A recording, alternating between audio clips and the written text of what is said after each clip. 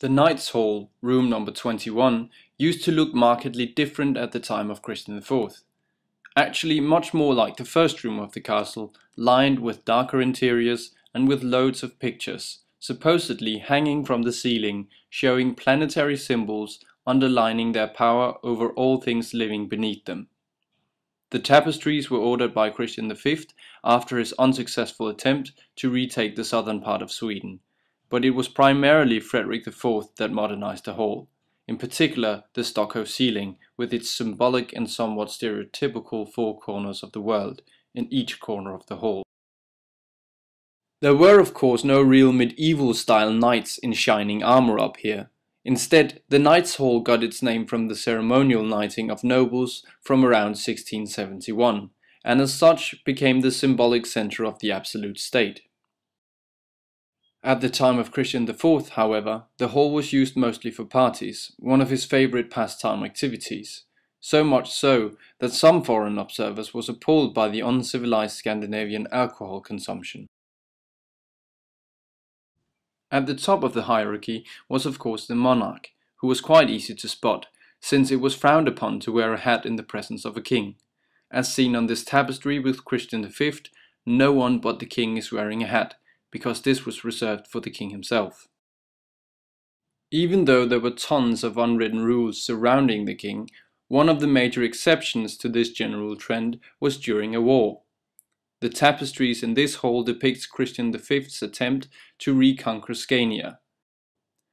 In this regard, there is especially one tapestry out of place, containing a depiction of one of the horrors of war. It shows, depending on the eyes watching, either a quarrel or a rape. But what is even more out of the ordinary is the fact that the king, Christian V, is close by watching the incident. The coronation chair was originally commissioned by Frederick III, inspired by the court of King Solomon in the Old Testament, which contained an ivory throne and 12 lions guarding him. The Danish king instead ordered his chair made from narwhal tusk, the only one of its kind, and settled on only 3 lions, weighing around 42 kilos or roughly 93 pounds apiece.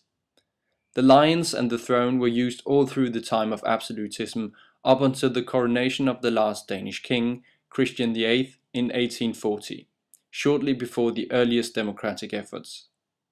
From this period onwards, the succeeding monarch was proclaimed from the balcony of Christiansborg Palace without any ceremony. On the right we find the royal baptismal font, used from the time of absolutism all the way up to this day. The room across the entrance was originally used by Christian V as an audience room, a deliberate strategy since guests would have to go through the magnificent long hall, and for the same reason a trumpeter was on a balcony over the entrance to the long hall so that everyone entering could be announced. If the king wanted to impress even more, he could open 2 cabinets in the audience room, containing the 4 regalia, symbolizing royal power: the crown, the orb, the scepter and the sword, all of which can be seen in the treasury today.